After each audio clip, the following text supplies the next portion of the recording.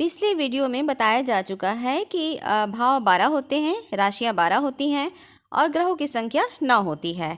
आज के वीडियो में जानेंगे कि लग्न की पहचान कैसे होती है और कौन सा ग्रह किस राशि में ऊंच का होता है और किस राशि में नीच का होता है।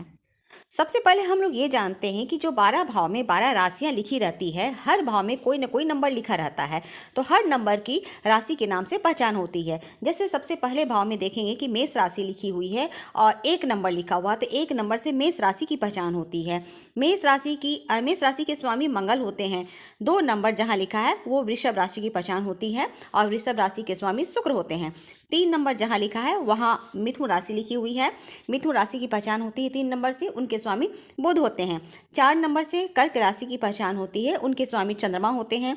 5 नंबर से सिंह राशि की पहचान होती है, उनके स्वामी सूर्य होते हैं। 6 नंबर से कन्या राशि की पहचान होती है, उनके स्वामी बुध होते हैं। 7 नंबर से तुला राशि की पहचान होती है, उनके स्वामी शुक्र होते हैं।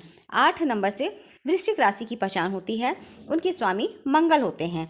9 नंबर से धनु राशि की पहचान होती है, उनके स्वामी बृहस्पति होते हैं। 10 नंबर और 11 नंबर हैं। 10 नंबर से मकर और 11 नंबर से कुंभ, इन दोनों के स्वामी शनि होते हैं। 12 नंबर से मीन राशि की पहचान होती है और उनके स्वामी बृहस्पति हैं। तो दोस्तों, अब तक आप लोगों ने जान लिया कि जो 1 से लेकर के 12 तक की जो राशियां बनी हुई है, हर नंबर से राशि की पहचान होती है और उनके अपने अपने देवता होते हैं।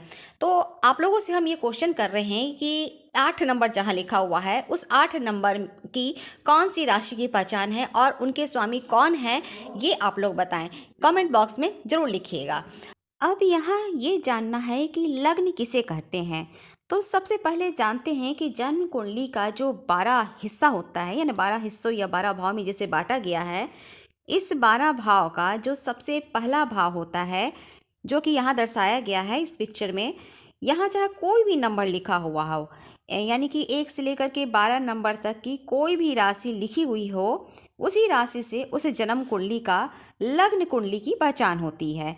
यानी जहाँ 1 नंबर लिखा है वो कुंडली का पहला भाव है और फिर दूसरा भाव, तीसरा भाव और इस तरह से क्रम से आगे बढ़ते हुए एंटी क्लॉकवाइज 12वें भाव तक आएंगे और ये 12वां भाव जन्म कुंडली का अंतिम भाव होता है। यदि पहले भाव में नंबर 1 लिखा हुआ है तो इसका ये मतलब होता है कि जो 1 नंबर है उसे मेष राशि से इंगित किया गया है।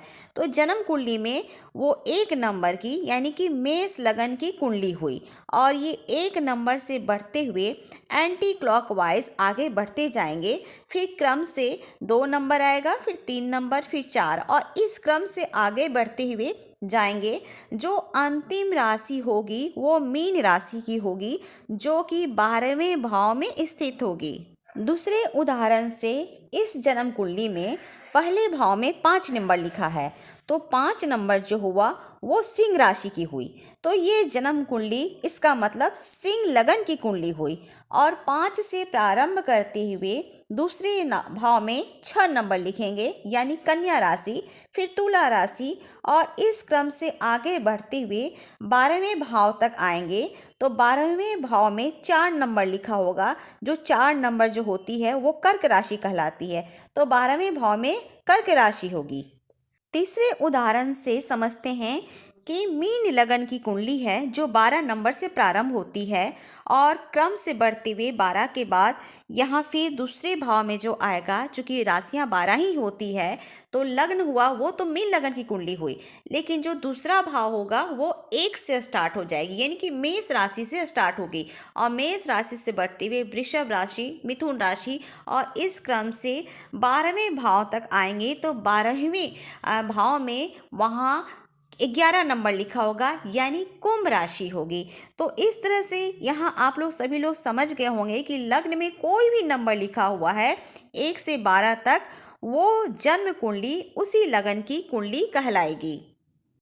जन्म कुंडली का प्रत्येक भाव किसी न किसी रिश्ते से, स्वभाव से, शरीर के अंगों से, कर्म भाग्य दुर्भाग्य से, आयु से, बीमारियों से, इनकम इत्यादियों से इंगित करता है।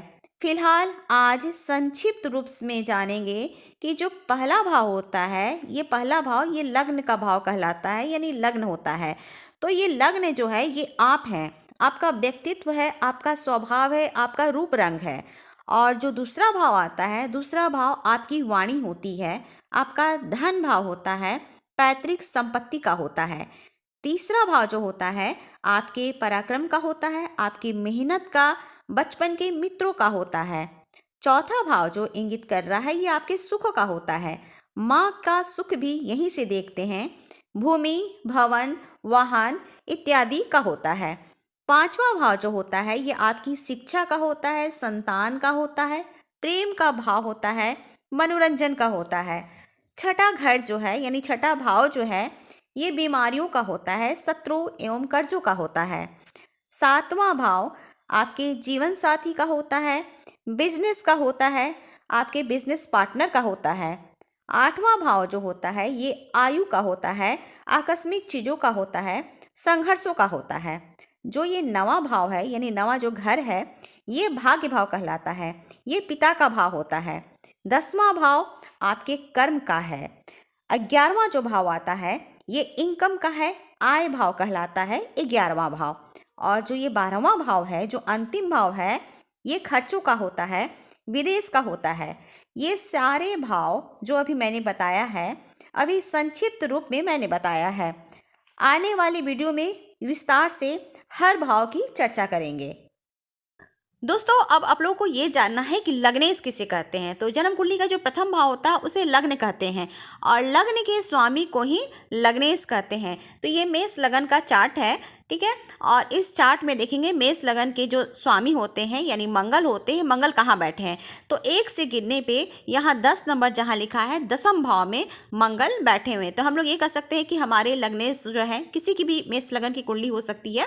तो मेष लगन के स्वामी जो हैं वो बैठे हुए हैं 10वें भाव में। एक दूसरे चार्ट से देखते हैं कि ये कर्क लगन की कुंडली है और कर्क लगन के जो स्वामी होते हैं चंद्रमा होते हैं। तो देखते हैं कर्क लगन के स्वामी चंद्रमा कहाँ बैठे हैं। तो जहाँ 4 नंबर लिखा हुआ है ये हमारा लग्न हुआ और लग्न के स्वामी चंद्रमा हुए और चंद्रमा से यहाँ 4 नंबर से गिनने पे 1 2 3 4 यानी कि चौथे भाव में यहाँ चंद्रमा बैठे हैं। तो हम लोग ये कह सकते हैं कि चंद्रमा यानी कि लग्नेश जो हैं वो चौथे भाव में बैठे हैं। इस तरह आप लोग भी अपनी जन्म कुंडली को आप लोग निकालें और उससे देखिए कि आपके लग्नेश कहाँ बैठे हुए और किस लगन की कुंडली है। अब हम लोग ये जानेंगे कि जन्म कुंडली में जो 9 ग्रह होते हैं किस राशि में उच्च के होते हैं, किस राशि में नीच के होते हैं। तो सबसे पहले सूर्य ग्रह पर आते हैं। तो सूर्य ग्रह जो है वो मेष राशि में उच्च के होते हैं और तुला राशि में नीच के होते हैं। मेष राशि जो होती है, मेष राशि के स्वामी मंगल होते हैं और यहाँ मंगल की राशि यानी मेष राशि में सूर्य उच्च के होते हैं। तुला राशि के स्वामी शुक्र होते हैं, शुक्र की राशि में सूर्य नीच के होते हैं।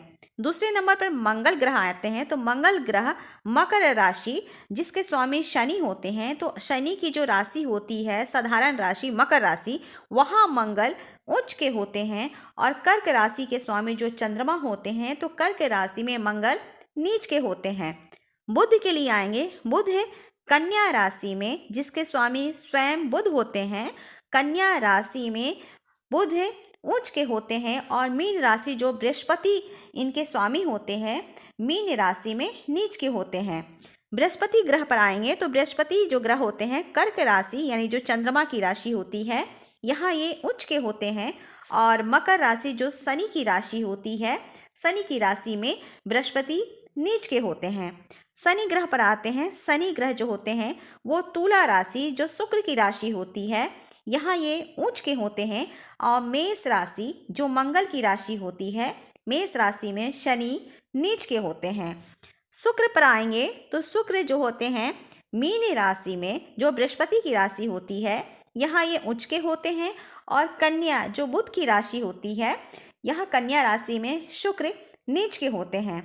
चंद्रमा जो होते हैं वृषभ राशि जिसके स्वामी शुक्र होते हैं, वृषभ राशि में चंद्रमा उच्च के होते हैं। और वृश्चिक राशि जो मंगल की राशि होती है तो वृश्चिक राशि में चंद्रमा नीच के होते हैं। राहु के लिए कुछ महर्षियों का मत होता है कि वृषभ राशि में उच्च के होते हैं और कुछ महर्षियों का मत है कि मिथुन राशि में उच्च के होते हैं। और वृश्चिक धनु राशि में राहु नीच के होते हैं।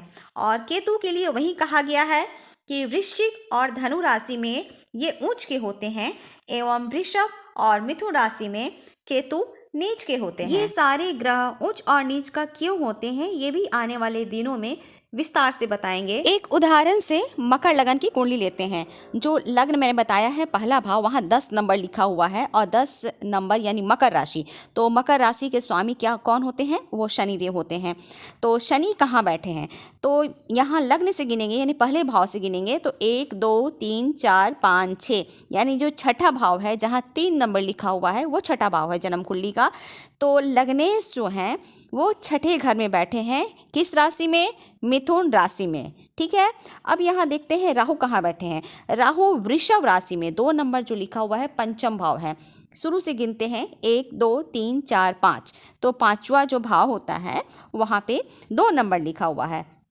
तो यहाँ राहु जो है उच्च के होकर के बैठे हैं वृषभ राशि में और उसके ठीक सामने जो केतु है यानी केतु एकादश भाव में। गिनते हैं फिर से 1 2 3 4 5 6 7 8 9 10 11 एकादश भाव जहाँ पे 8 नंबर लिखा हुआ है और 8 नंबर यानी कि वृश्चिक राशि। तो वृश्चिक राशि में केतु उच्च के होके बैठे हैं।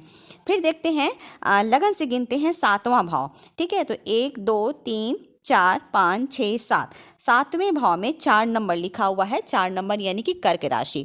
ठीक है। तो कर्क राशि में गुरु उच्च के होके बैठे हैं। तो हम लोग कह सकते हैं कि इनका गुरु जन्म कुंडली में उच्च के होके सप्तम भाव में बैठे हुए हैं। अब फिर से गिनते हैं लगन से 9वें नंबर पे आते हैं यानी कि 9वें भाव में आते हैं, 9वें स्थान पे आते हैं। तो 10 नंबर से गिनते हैं। यहाँ से पहला भाव होता है 1 2 3 4 5 6 7 8 9। 9वें भाव में यानी जो भाग्य भाव होता है 9वां भाव। ठीक है। वहाँ पे 6 नंबर लिखा हुआ है। तो यहाँ पे 3 ग्रह बैठे हुए हैं, बुध सूर्य और मंगल। यहाँ बुध उच्च के होके बैठे हुए हैं भाग्य भाव में।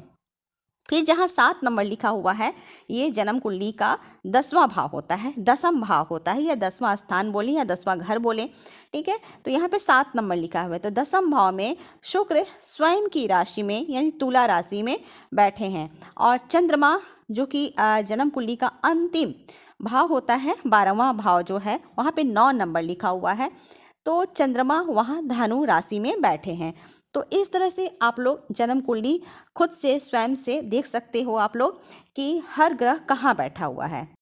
उम्मीद है आज का जो ये वीडियो है आप लोगों को समझ में आ गया होगा क्योंकि हमने काफ़ी सरल भाषा में आप लोगों को समझाने का प्रयास किया है।